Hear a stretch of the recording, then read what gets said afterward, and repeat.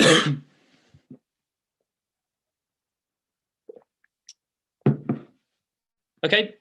I think I'm live, so you should be able to see me. Welcome, hello, good evening. Thank you for joining me. Thank you for joining us here. Tonight we're just going to be talking about understanding teenage mental health. I'm going to be talking about emotional well-being of the young people in our lives. A little background on me to start with. My name is Paul Spraggs. I'm the mental health lead at the London Academy of Excellence in Tottenham, and my background is in counselling and psychotherapy, which I've been doing for several years now, and I've been at that school since its conception 4 years ago. At London Academy of Excellence in Tottenham, it's one of the only schools in the country where we actually have a mental health professional working in a role that is mental health lead. A lot of the time, that role is taken on by just a teacher, really. So it is something that in our school, we feel that we put a lot of focus on, something that we do really well. So when I was approached by the Chrysalis East team and asked to deliver a talk on this, I thought it was something that I'm confident that we do really well at London Academy of Excellence in Tottenham. And so I'm really happy to be here and to engage with any parents in the local areas who do want to talk about this topic and would like to know more. I can't see you, you can see me, but imagining the types of parents before I started speaking, I was imagining, obviously, parents who may have a background of young people in their lives who have had difficulties with mental health, perhaps had referrals to local services such as CAMS, child and adolescent mental health services. Parents who might just want to know more, or might be worried about a young person, might have noticed a change in mood, anything like that, or might be seeking or have had news of a recent diagnosis with a mental illness or disorder. So in our school, as I said, one of the main focuses that we have is on mental and emotional well-being in the students. At our school, I don't know how much you know about it, or if your son or daughter is a member of our school, but it's an incredibly studious environment, very highly academic, but that often comes at quite a high cost for some of the students who join us without necessarily having coping mechanisms for the amount of stress that can cause. And particularly post-pandemic, there's been a lot of issues of mental health, which has been matched only really by the amount of reports we've had of bereavements. So I'm very happy to take questions throughout as well. If you post them into the chat, I'll answer them at the end for the most part. But if there's anything that is very pertinent to the conversation I'm having and discussing, then I'll take that on then. So just to get started, the first slide that I've got here is couple of stats, and there's two reasons why I put this in. Number one is just for information sharing, but number two, I want to be clear that this wasn't put in to shock or to scare anyone about their children, more so to actually talk about the fact that this is common. Everybody has mental health, including all of us, and there are young people that are developing mental problems and beyond that, mental disorders. And as a result of those difficulties, we are seeing rates of self-harm increase, as you can see there, and also suicidal ideation, which means individuals who are thinking about suicide, having suicidal thoughts, but not necessarily acting on them. And then the difference there between that and attempted suicide, which is where someone is making a plan and acting on that, which are significant difficulties with mental health. And we do see that in some of the young people that we work with, and other schools in our area will be working with that as well, and safeguarding teams will see those, and would agree with those statistics increasing. The survey was carried out both before lockdown and afterwards, so that explains a lot of the increase, but there's other reasons as well. There's various reasons that I'm sure we can discuss throughout of why young people in this generation of what's going on at the moment in the world are having these difficulties, and it's increasing. I know that there's a lot going on in this next slide, but I wanted to talk about this because this is what's written in our mental health policy for our school, which I developed with our team.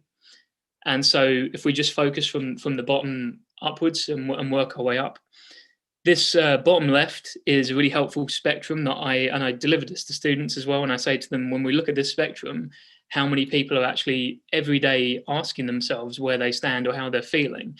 And if I was to ask any of you who are watching this, did you wake up this morning and did you ask yourself how you were feeling? Did you finish what you were doing today, whatever that was, and at 4, 5, 6 o'clock, did you ask yourself how you're feeling? It's very rare that people come back to me and they go, yes, I did do that. Whenever I ask that, if I do give talks, and usually there's an audience pre-pandemic and then recently afterwards, they will say that no, actually it's not something they do. And if we're not doing that, then we can't expect the young people who are modeling from us to do that either. And so that spectrum is there to reflect on whether we're feeling like we are healthy, feeling like actually there's things in life that I'm coping with, that they are difficult, towards struggling, and then towards unwell. And that links in with this pyramid just above that. If there's no mental distress or no problems in our lives, for students, it might be sitting exams, having arguments with family or friends, or failing at things, which is an inevitable part of their human experience. Those are things that will cause some distress, some problems, not things that we would expect someone to get completely derailed by, but something that they will experience in their life and will be coping with. So that's what we see coping in the yellow on that spectrum. Beyond that, we have things that would cause problems for young people, such as experiencing a bereavement. It's very obvious how something as significant as a loss of an important person in their lives would create a problem with their mental health and their emotional well-being. Similarly to that, loss of a significant relationship or relationships. If they're at age where they're dating, this can come into it if they've had long-term relationships or long-term friendships that have come to ends after disputes. And then another one is if there's a lot of mental distress, such as lots of homework building up, arguments in the home, arguments with friends, feeling like nothing's going right, then those mental distresses very quickly can upgrade into being a problem that they feel like this is too much and then I'm struggling. And then beyond those things, beyond having real problems with mental health, there are mental disorders which can be developed as a result of a person's experiences that they're going through. When someone and young people might experience things like high levels of anxiety and depression, but they can also actually just be diagnosed, such as bipolar disorder. And the reason I talk about these things with the young people and talking about them tonight is that if we understand the differences between these components and how we're talking about mental health in the schools, then it's crucial for us in offering the right kind of support to the people that we are talking about and we're trying to support. And it provides more language on more clarity on the language that we use when we're addressing them. There's a lot of stigmatizing language in mental health when people they're making comments and not realizing that their words can be quite belittling. There's a lot of it's a very common thing for people to be very neat and very peculiar in particular about how they organize things, and to say, oh God, I'm so OCD, which is obsessive compulsive disorder. But actually obsessive compulsive disorder is a debilitating disease at times, and for some people is really difficult and hard to manage, and something that they would have gone through in their lives to have to learn how to manage this through either medication or different therapies or different ways of, for them, whatever's worked. And so it's a lot more than just being neat and tidy. And you also, we sometimes get young people colloquializing terms like schizo for schizophrenic and saying, oh, you're crazy. And we do hear, although we're hearing it from young people, so I don't take it as gospel, we do hear that a lot of the time, sometimes even from GPs, that coming and expressing feelings of depression and feelings of low mood gets disregarded as, oh, well, you're just stressed. And that's extremely difficult for a young person to hear, because if they hear that from the person that they're finally opening up with and being vulnerable with, they're probably not going to be doing that again if it's disregarded as just being stressed. So the language that we use is really important when we're talking about mental health. And similarly, this is the approach that we take on emotional well-being. And so on the left here is what's called a Maslow's Hierarchy of Needs. It's a tiered system for what's called self-actualization, which says there is being the best version of oneself. And it's the things that are required to build towards that. So at the bottom are the things that without we couldn't live. So air, water, shelter for safety. And then moving up, we have sort of employment or schoolwork would come into there. Then we have connections, relationships, which builds on self-esteem, self-respect, recognition, discovery, all the way towards self-actualization. But it's very hard for anyone to focus on their self-esteem if they're not having food or water. So you can see how you need the bottom things in order to work your way up. So you can actually start there and look and think, is there something that my child, where are they on this pyramid here? We can offer children shelter, obviously, food, water, security, and love, but we also have to offer them our respect as well, and our recognition if they're for their accomplishments, and give them that sense of freedom for them to be able to truly be self-actualizing. So it's good to reflect on these things. And on the right may be familiar to you. It's from the film Inside Out, which is a Disney Pixar film, but it's actually Disney would have corresponded with a lot of psychologists on this, because when we talk about emotions, we mainly talk about these 5 emotions, which is anger, joy, sadness, disgust, and fear. More so in this diagram, this is in my office, and I use this all the time with students, because if a student comes in to my office talking about their emotions, talking about feeling angry or stressed, the first thing that I'll do is develop their emotional vocabulary. And so it's really good if we can do that with the young people in our lives. And if they're coming to us and saying angry, we can just sit with that and then see if they're willing to expand on that. And the reason this is interesting is because often I'll get students come in saying they're very, very angry. But actually, the more that they look at this, and they'll identify an emotion of, oh, well, I feel embarrassed, I feel disappointed.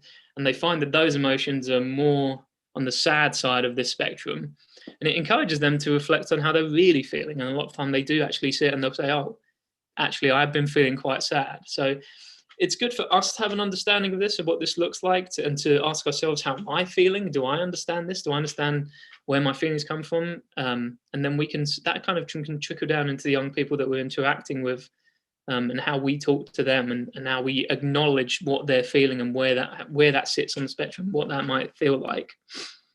And this is sort of just key terms, as I said, having students who might be angry because they can't stop feeling sad, and this helps them to express that.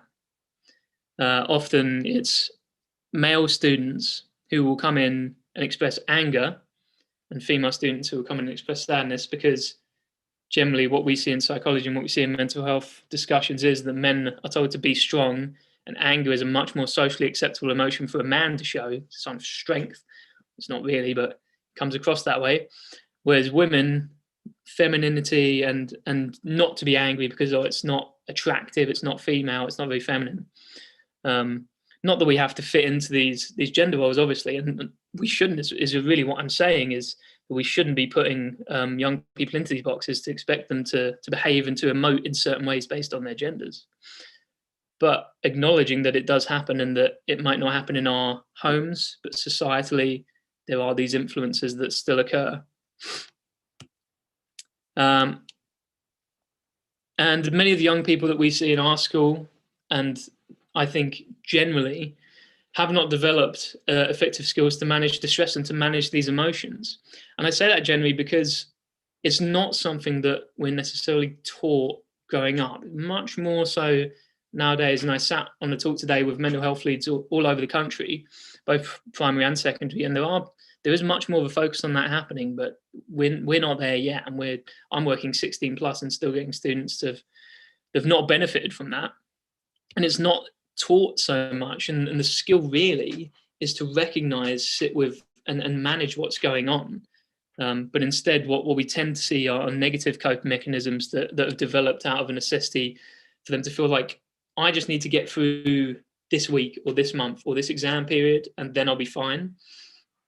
But actually what ends up happening is it makes things a lot more difficult for them in the future. And once they reach us at post 16 or just around that age, when it starts to get much more work, much more stressful, or at a previous point when something significant happens in their life that creates a problem for them, they'll need coping mechanisms. And if they don't have them, we'll see a young person that starts to really struggle. The most common negative coping mechanisms that we see in our school and that I see professionally are avoidance and withdrawal or isolation. You probably have young people in your lives tell you, I'm just tired, or just not wanting to talk, or avoiding the topic. And really, they're just trying to cope, because if you draw it out of them, they all feel like, I can't deal with this. I'll talk a bit more about that later.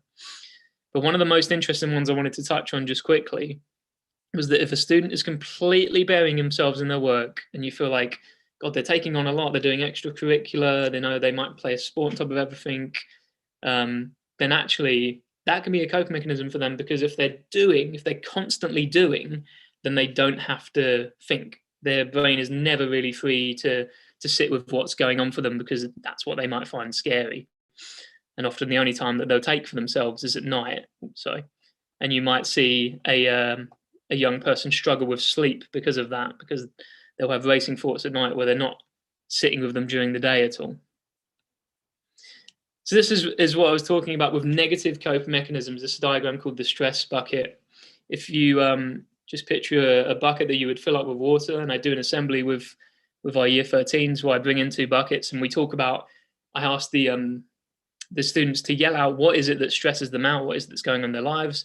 And they say things like, exams and school and relationships, and things at home, or anything that's going on. And I asked two of the students who believe themselves to be strong to come up and to lift these buckets until they get tired. And what will always happen is you'll get these students who have a lot of bravado, who don't want to admit that they're getting tired, don't want to admit that they're moving up that spectrum towards struggling. But that actually, it is heavy, because if you're filling that up every day and you're waking up without having let anything out via your coping skills, you're waking up every day with a bucket full of water that you have to carry around with you, and that's exhausting. And we can get very resilient young people with very big buckets that walk around and fill them up each day and just get on with it. But eventually it is going to overflow. And that overflowing, can present in different ways, but it can look like a person breaking down or breaking into tears or snapping at people, or just feeling like they really are broken and can't go on in that moment. But it's not a sudden thing. That would have been building up for a long time. So if you're seeing that in a young person or in any person, it's very, very rare that that's just like snap suddenly happening. So really, this encourages us, and for the young people that we show it to think about what kind of day that they're having and what they're adding to the buckets and what they can take away. And it encourages them to reflect on good coping mechanisms that they can put into place to help them to relieve this as well.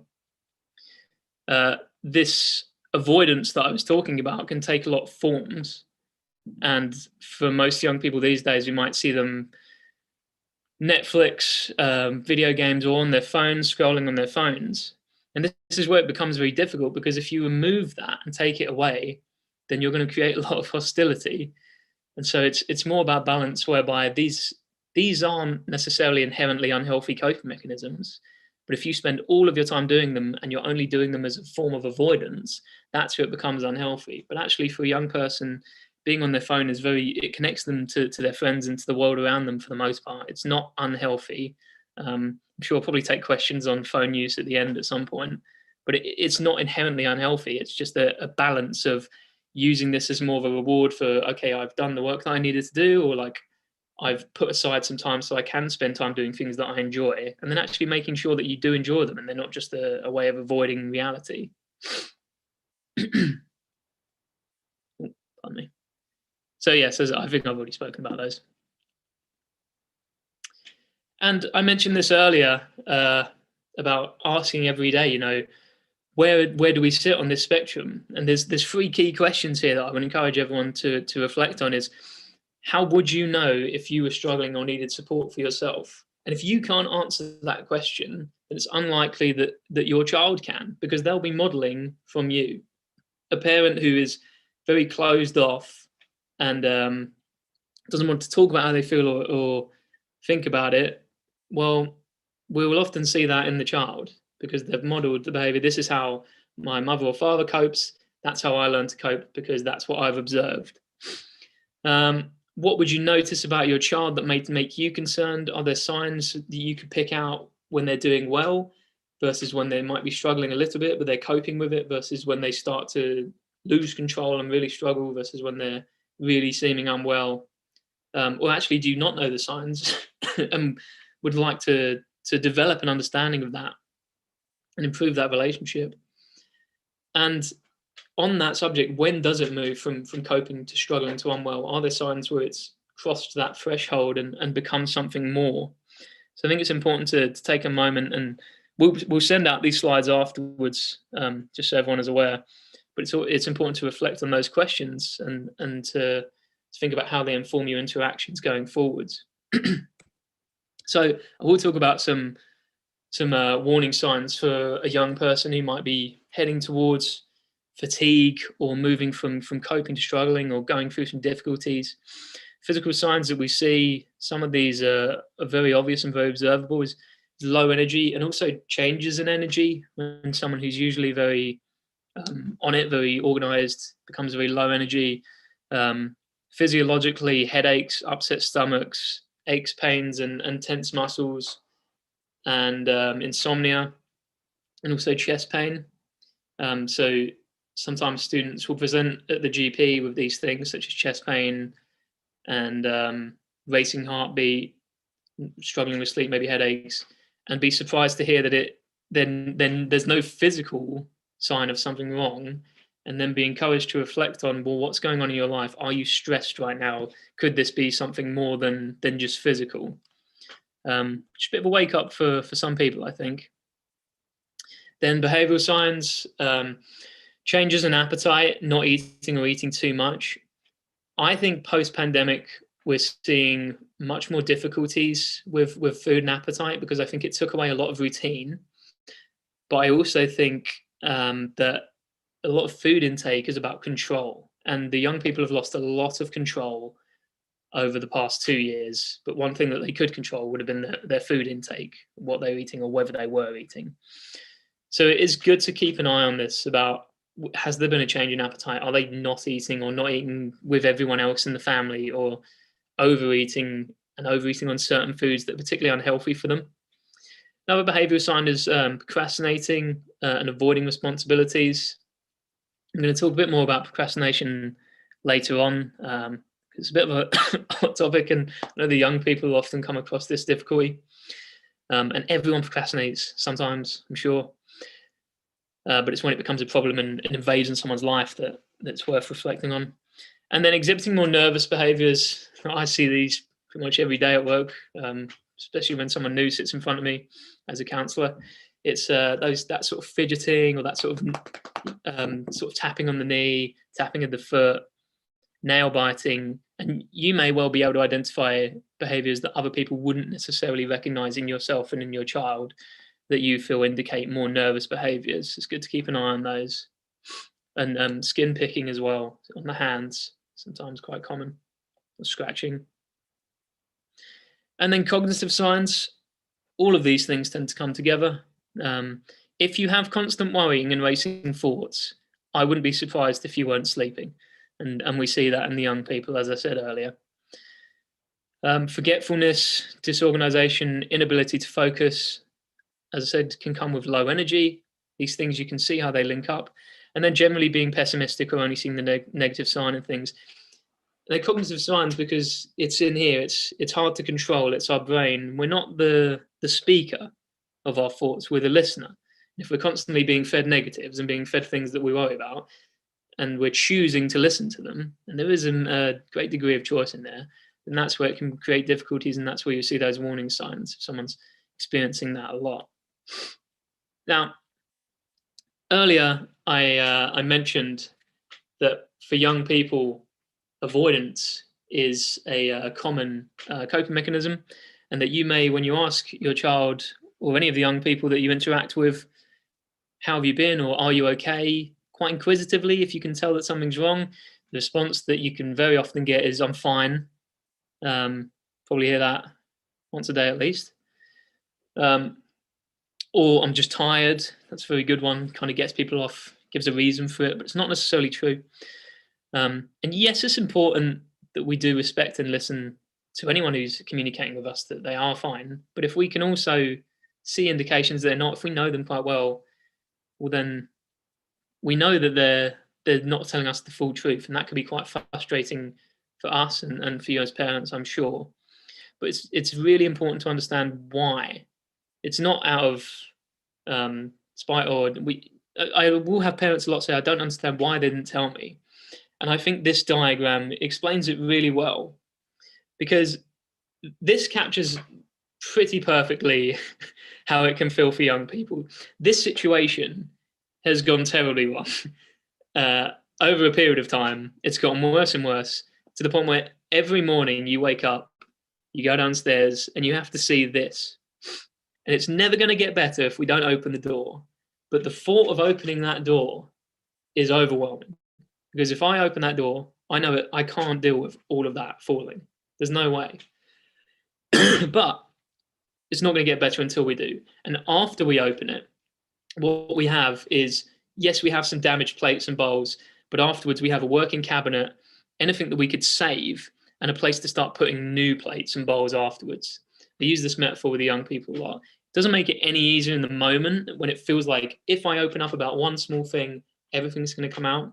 And I think it just takes patience and an understanding of what's underneath that can be a lot more than just a bad day. But I like that metaphor a lot, and I use that with the young people. As I said, nothing, I'm fine, I'm just tired. So I keep forgetting to do the animations.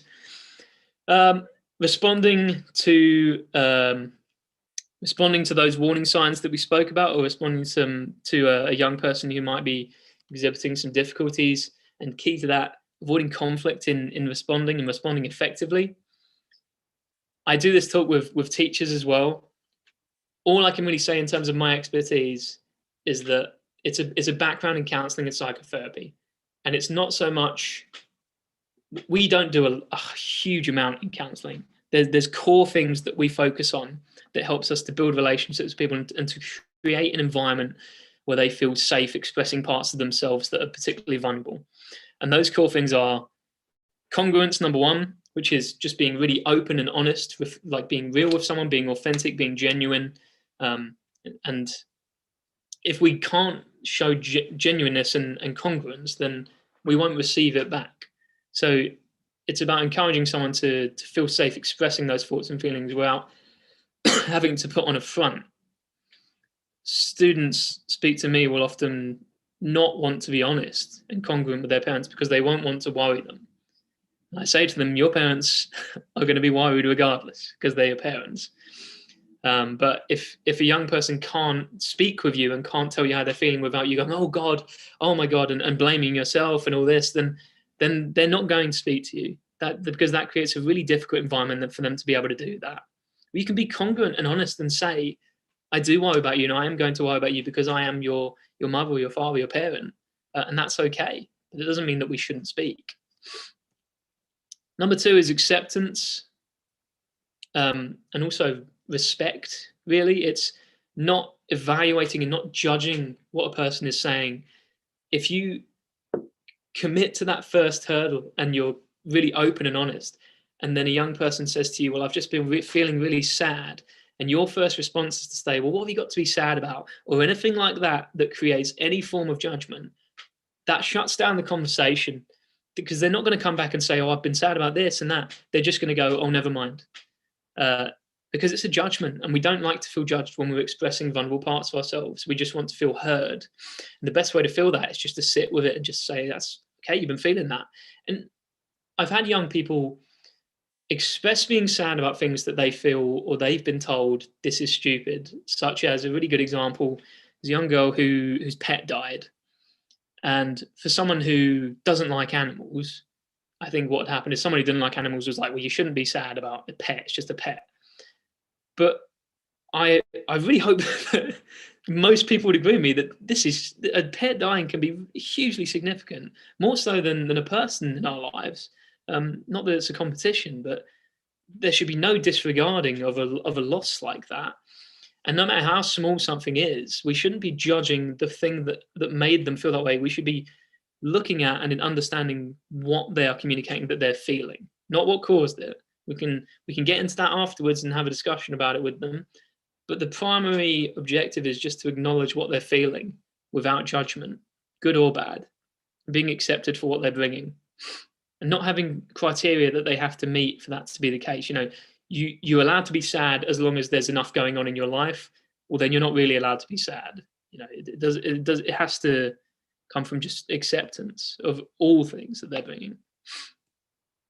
And understanding, or empathy, which is being able to put ourselves in another person's shoes. We can't really, and we we can't fully understand what it's like to be 14, 15, 16 in this generation. And so saying, well, I didn't have this when I was younger, or why, I didn't go through that when I was younger, as a way of trying to resolve an issue, that's not going to work, because it's just a different environment. And also they live just because they're children doesn't mean that they've lived the exact same life as their parents. And so it's sitting to understand the experiences young people are inherently different to our own and to anyone's, and they're unique in a lot of ways. And responding compassionately to that is recognizing that person's experience is unique, and not trying to judge it and just trying to accept it, as I said. And so these are good, effective. I'm not giving specific examples of, always respond like this. What I'm saying is there's principles that underpin a really compassionate response to responding to somebody who's having difficulties with their mental health, and these work professionally. This is what professionally we would use. We're sitting with someone and we see them work, because my job and the job of a counselor or psychotherapist is relational. It's to build relationships. That's what we're doing. We just build relationships and create a safe space for someone to express themselves. We want to be able to do that outside of our lives as well and in the home. More helpful approaches when supporting young people who are managing their well-being. I'm about to go through some techniques that are called CBT, which is cognitive behavioral therapy. You may have heard of it. We're not going to get very complex. We're just going to go basic. And CBT is all about something that was briefly mentioned earlier, which is taking negative thoughts and kind of filtering them more so that we're not constantly listening to the negatives. We're taking a bit more control over what we're feeling. So if a young person expresses to you they're constantly overthinking and having really difficult thoughts, I think saying to them, we're not the speaker, we're the listener, that kind of metaphor can be really helpful. And I have another metaphor I use with students where I'll tell them, don't think about a pink elephant. And then, as all of you have just done, they're thinking about a pink elephant. And so I say to them, we can't control everything. We can't control everything that comes through our psyche and the forefront of our minds. And nor should we. It would be exhausting. Just to acknowledge that we don't constantly think about a pink elephant. Beyond that, it comes and then it goes again, and the same as many other thoughts can. But we can get fixated on negatives very easily. We don't have to. But ignoring it or avoiding it and leaving it in the background is like, I know that I'm really anxious about this, but I'm not going to think about it.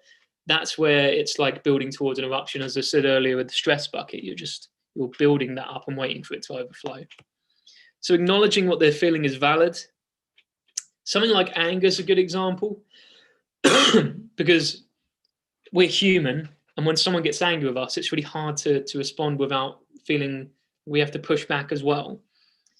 And we should as well. If someone is angry and they express it in a really unacceptable way, if your child punches a hole through your wall because they're angry, they're going to hurt themselves firstly, but it's obviously an unacceptable expression of that anger. But the anger is still valid.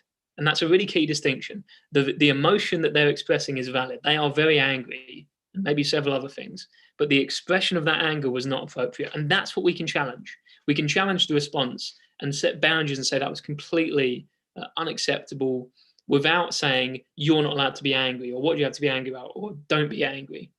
We can still say, listen, I know that you're angry. I can sense that you're angry, but you cannot do that. You cannot speak to me like that. And when you're ready to speak more calmly, we can talk about it and try and find a way of resolving this, or just sit with it.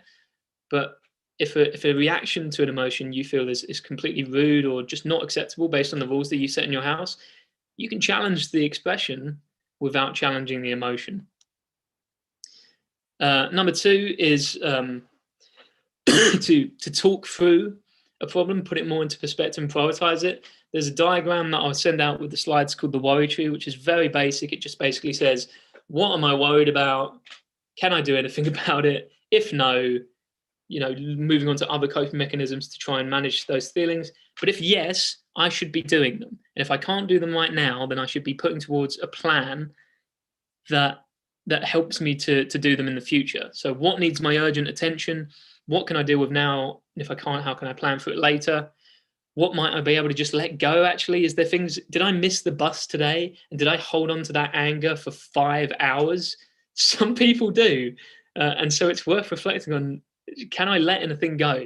Am I angry for a reason that is ongoing and is valid? Or have I just been angry today because things kind of just didn't go my way and I can let that go because it's not going to matter tomorrow? And the last one is, as we've been talking about, is to encourage healthy cope mechanisms and discourage unhealthy ones. A lot of our students, they're doing 4 A levels or 3 A levels, and they've just got a lot of work.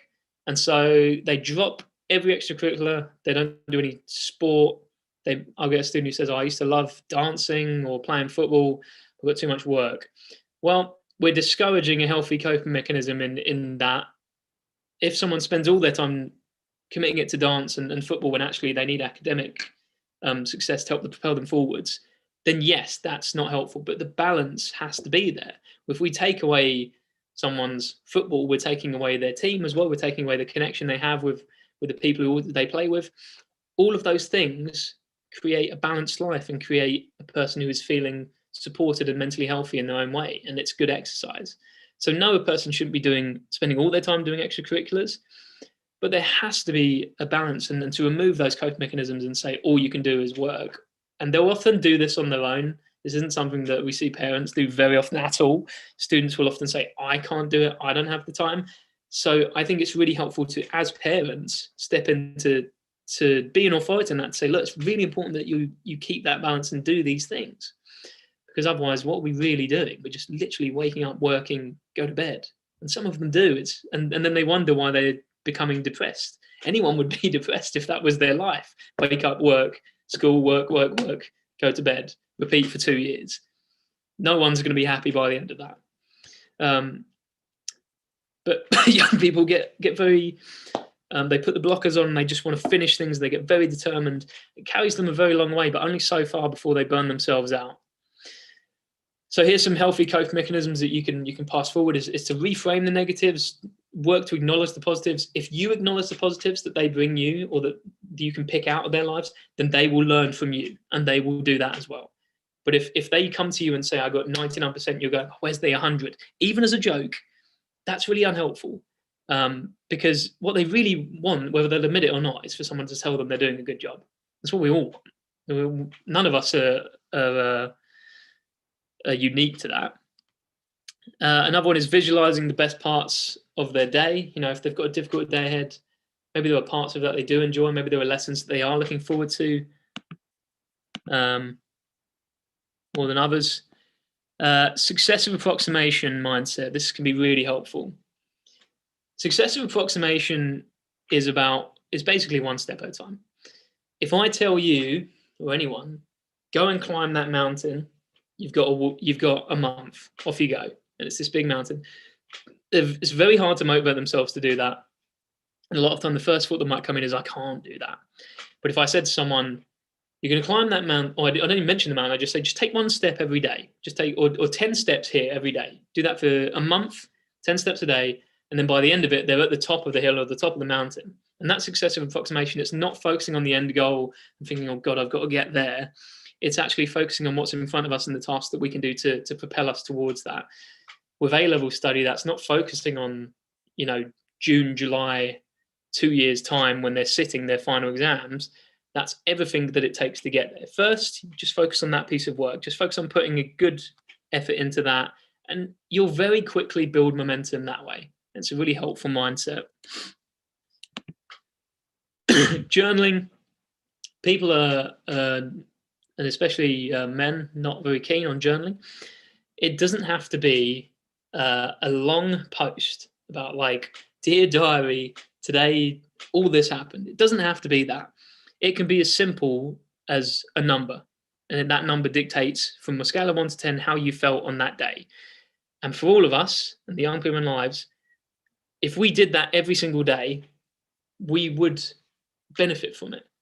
Because if we saw a consistent amount of low mood, we'd be able to track when it started, and we'd be able to track patterns of when it gets worse.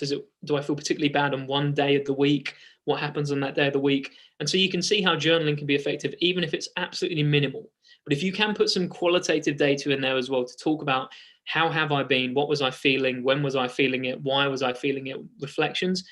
That's, of course, much more useful, but it can be minimal as well. It can just be encouraging a young person, as I said in the scaling earlier, to scale their mood, to reflect on how they're doing.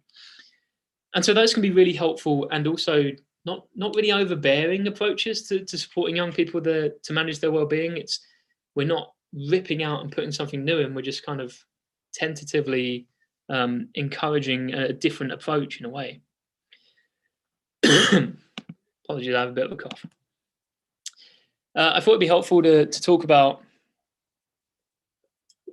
some of the common reasons that we do see young people becoming overwhelmed. The young people that I'm working with in our school are 16 plus. Prior to that, it's in secondary, 10 to 15. But I think it can apply to all ages to an extent, and to all of us as well. It will definitely resonate. Number one is that very commonly they'll compare their problems to others.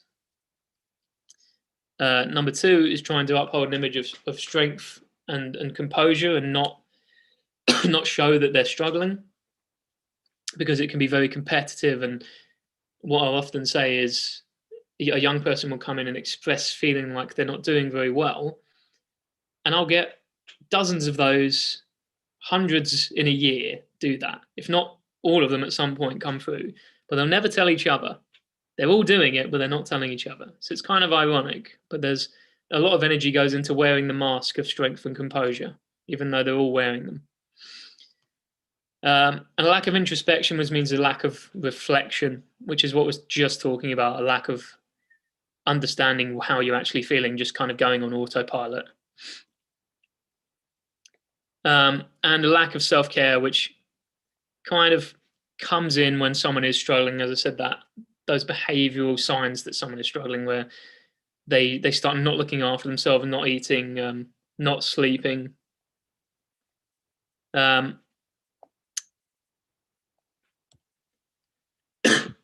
a really key point is that these are all learned behaviors, and so many more things are learned behaviors, the things that are picked up along the way.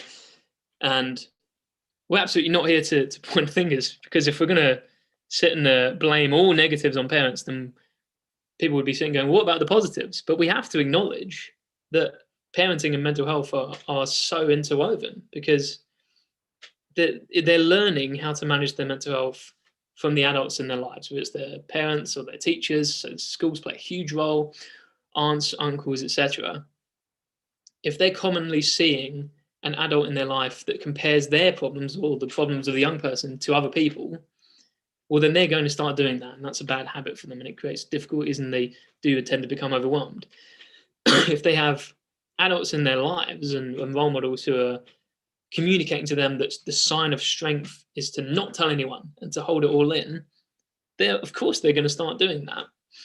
And if they're not encouraged to be introspective, and I think this one really comes down to education, to really think not just about how their education is going, but how they're doing. They're not learning that from a young age, then very easily just carries forward into going into autopilot, as I said. Self-care, obviously, an aspect of that is just encouraging them, and teenagers can be really bad at this one. But if they've learned good hygiene from an early age, then it definitely helps, because they at least acknowledge that they are falling off and doing something wrong, rather than just thinking it's normal to not shower or not bother with sleep. So as I said, how you react to situations and your emotions constantly models how your child could potentially react in those situations. So no pressure, but it's worth bearing in mind. And we're allowed to get it wrong. We are allowed to get it wrong. And that doesn't mean that we can't be honest and say, look, I know in the past or currently I didn't react to that in the right way. That's absolutely fine. We're not supposed to be perfect. And that honesty will serve you better than upholding an image of being perfect. Because young people need to know that they don't have to be perfect as well. This next part is from a service called A-Space, which is our counselling service in the school. And they put together a lot of good content particularly on A-level study, but I suppose this can apply to any study. But particularly when we're talking about A-level study, we're talking about kind of the pressures of UCAS and Oxbridge applications, all of these things. particularly in the pandemic, would have become more difficult. So for a person to learn, they have to go into a situation not knowing something or not understanding something, and then beyond that, they develop that they do learn. They then know the thing. And so being able to depend upon teachers in particular to create safe spaces for them to feel that they can do that and express that they don't know something without critique is really important for learning. If we put too much pressure on a person to know things that they don't know or to work towards knowing these things, they can actually just stop working. They can feel so worried about getting it wrong or disappointing the people that are important to them that they find it hard to own anything actually and to take responsibility for it. And as a result, put everything aside, because if they do nothing, they don't risk failing at it. I mean, they will eventually, obviously, if they don't assign and set, if they don't hand in a piece of work. But it's much simpler sometimes in the short term where they're living to just down tools completely and not do it and not risk getting it wrong. Now, all of this and everything that we're talking about is about balance. So, we can hold young people accountable. Doesn't mean all of this doesn't mean that we can't hold someone accountable. And even if they're going through a difficult time, they still need boundaries and they still need to be accountable for something. And we can have high expectations and standards. Standards. But it does require us to reflect on where do those standards and expectations come from? If you've got really high standards for your child, where did they come from? And are they realistic and are they achievable? And when they are achieving them, are you rewarding them? Are you acknowledging it? Or is it, well, you're not done yet? No, they're not done yet, but along the way, they still need that encouragement and to know that they're doing well. So although hard working and commitment to A-level studies are essential, there's a number of hurdles that a young person goes through in that stage of their life that make it's not as simple as just committing to the studies. It's the environment in which they are working both at home and in school that matters as well. And particularly with the pandemic, as I mentioned, that would have been made very difficult because it brought everything into their home where they didn't necessarily feel like they wanted to or felt safe learning. Again, a lot on this slide, but we'll just go through piece by piece. I want to talk about perfectionism because I think it makes for really good students. I really don't like it. I think it's really detrimental to young people. But a lot of our students have this, and it's got them very, very far academically. How far they go beyond that, I question. And how happy they are beyond that, which is arguably, or for me, would be, I'd say, the most important thing. I don't think there's any satisfaction there, really. I've had Oxbridge students who finally got into Oxford and they're still not happy, and then they're quite shocked that they're not happy at hearing the news. And then it's just on to the next thing, because I have to be perfect. So as I said, all learning depends on the idea of not knowing, and a perfectionist just finds that very hard to sit with. And it drives them a great deal. Will push them to work perhaps unrealistic hours or to make sacrifices in their lives where they're working instead of looking after themselves in other ways, either socially or just spiritually. But these perfectionists are often amazing students and highly academic and capable. But they don't take time to acknowledge their achievements. And as I said earlier, if we're not doing it, they're not going to be doing it as well. So we don't want to reward perfectionism, and we don't want to be fueling it by saying, oh, well, not quite there yet, or not perfect, when your young person is showing marked improvements and doing well.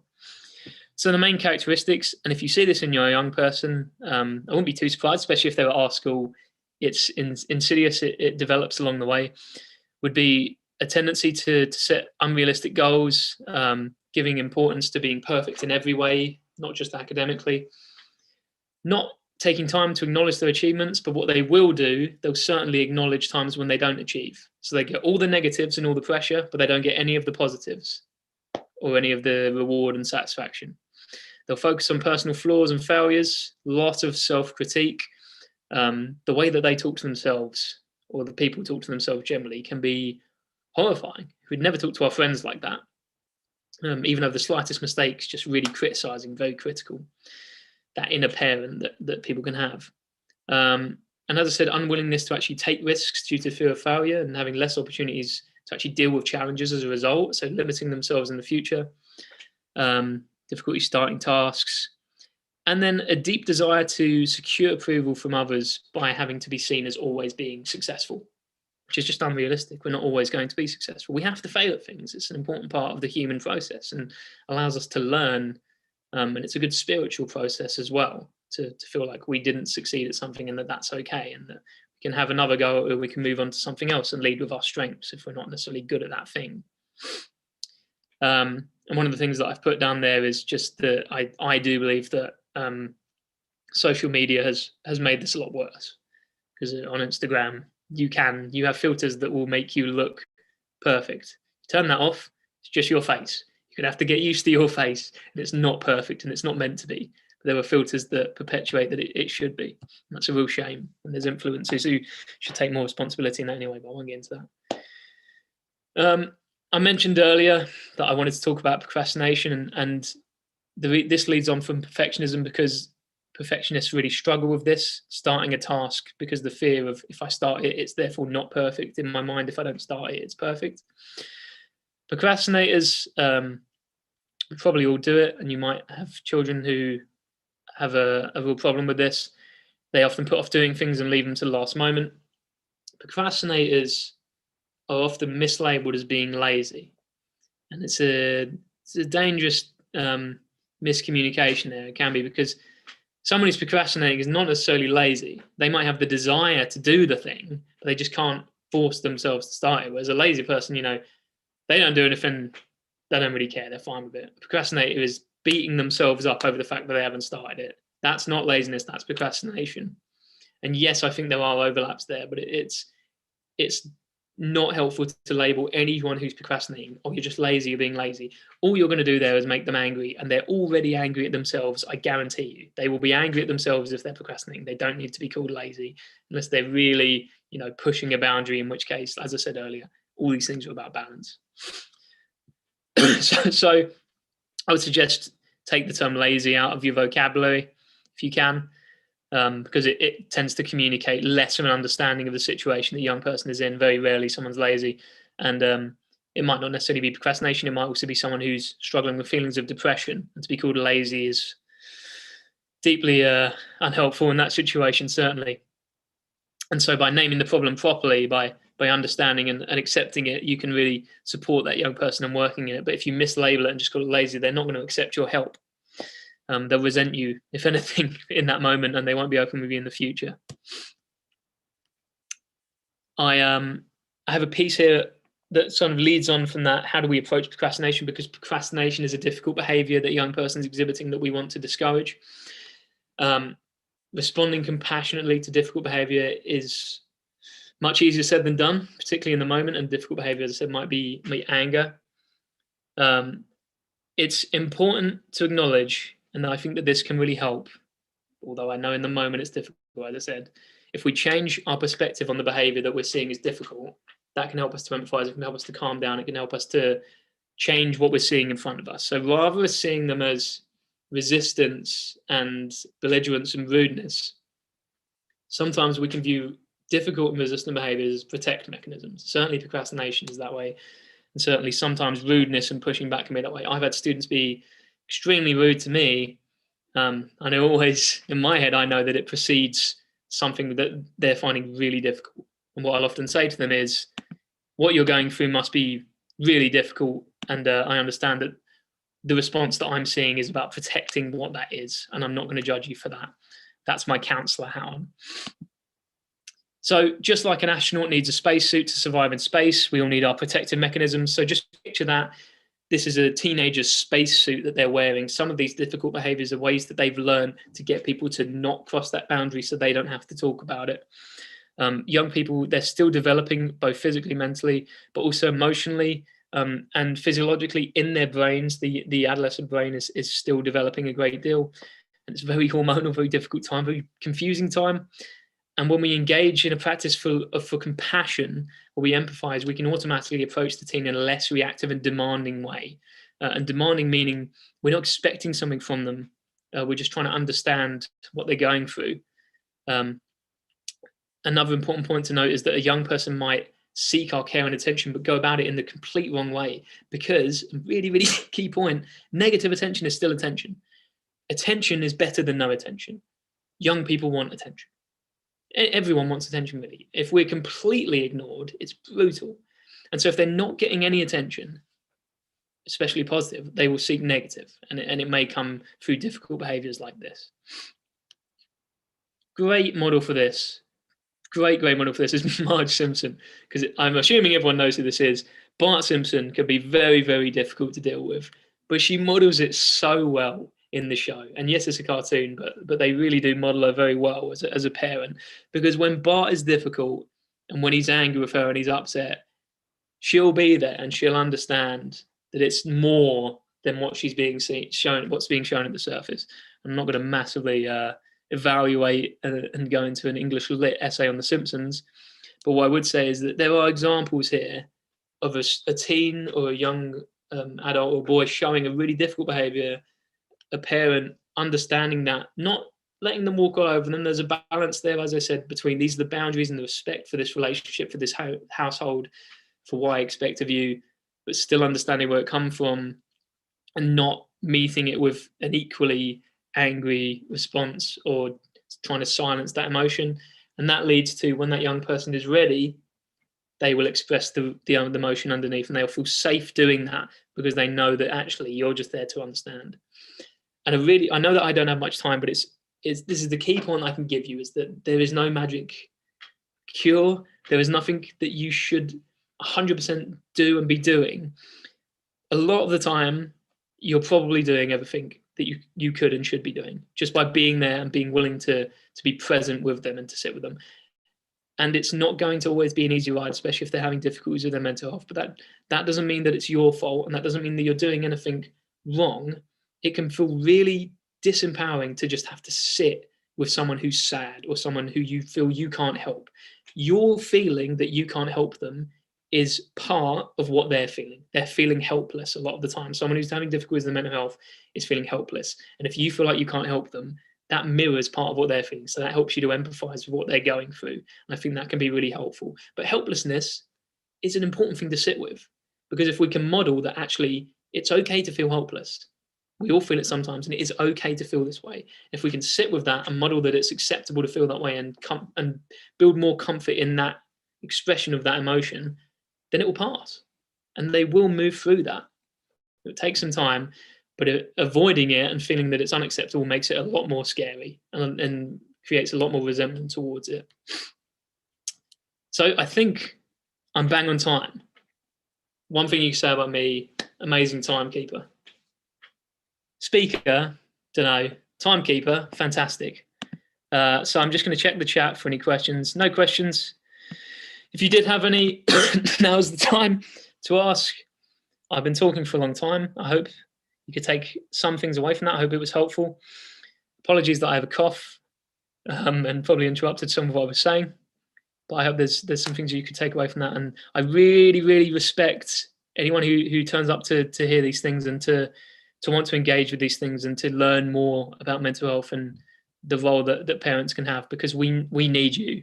You know, the professionals who are working with anyone. We need the families, we need their friends. It's the full support system in a person's life that needs to buy into this.